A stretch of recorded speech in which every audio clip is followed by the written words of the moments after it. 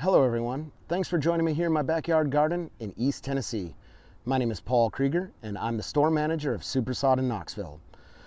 Today we're going to talk about Kohlrabis, Brassica oleracea, one of the many varieties, horticultural varieties of Brassica oleracea. Brassica oleracea is also cabbage, cauliflower, broccoli, Brussels sprouts, and kale.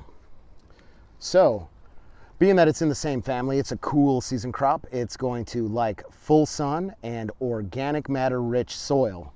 I'm growing my kohlrabis here in my 100-gallon root pouch from Supersod with Supersod veggie mix inside, and it has produced some beautiful kohlrabis this year.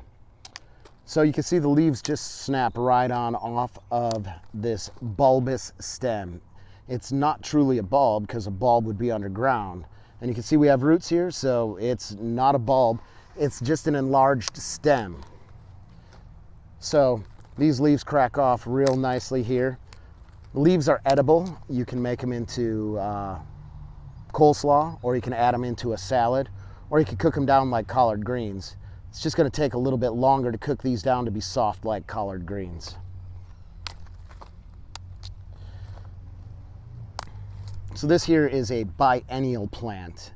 That means it's going to take 2 full growing seasons to produce seeds. So if I was to leave this alone here in my garden and let it grow all through the summer, carry on through the winter, this would continue to get big and woody, and then come late spring, early summer next year, this would open up to a flower head that would produce the seeds. Kohlrabis can be found in a red color, purple color as well, just like you can find purple cabbage and purple cauliflower. You can find these purple as well. It's only going to be the skin that's purple. The inside of the vegetable is still going to be a white fruit. We'll get to that here shortly. I've already cut this one open and you can see the beautiful white insides there. That's going to be crisp and juicy, just like an apple. On the outside here, it has this rough skin. Even if you're going to cook this, you're going to still want to peel this skin off. This is going to be stringy and tough and won't soften up. So once you peel this back here, this here right on top is ready to eat. This is the best part about gardening, enjoying your harvest. You can hear that delicious, crisp sound to it.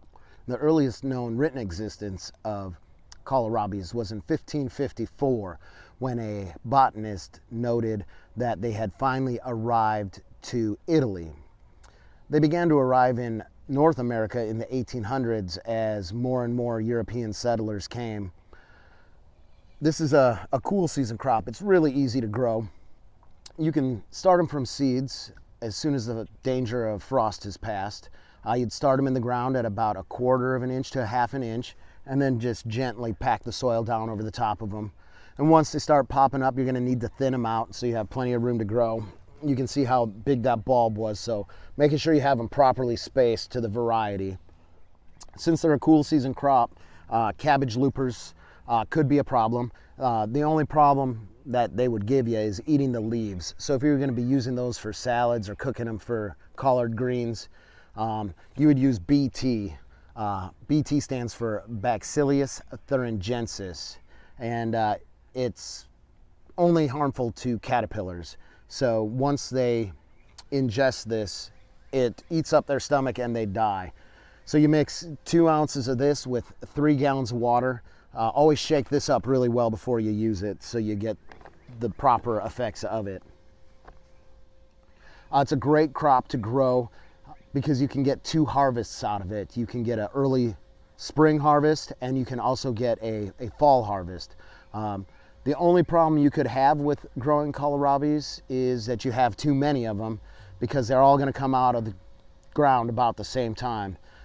The best way to store them is, if you're going to eat them fresh, is to peel the leaves off, cut the roots off. Don't wash them, just put them into a plastic bag and put them in the refrigerator, and it'll give you about 3 weeks of storage in there. I appreciate you guys taking some time out of the day to join me. Hopefully you guys got to learn something about a vegetable you don't see in the grocery store all too often. If you were interested in finding some kohlrabis, local farmers markets are going to be a great place to find those. My wife and I were at a Mennonite farmers market here in eastern Tennessee this weekend, and we found a purple kohlrabi there. So this time of year is a good time to try, or fall. So keep your eyes open if you're interested in trying that. Hopefully you guys learned something today. We'll see you soon. Thanks.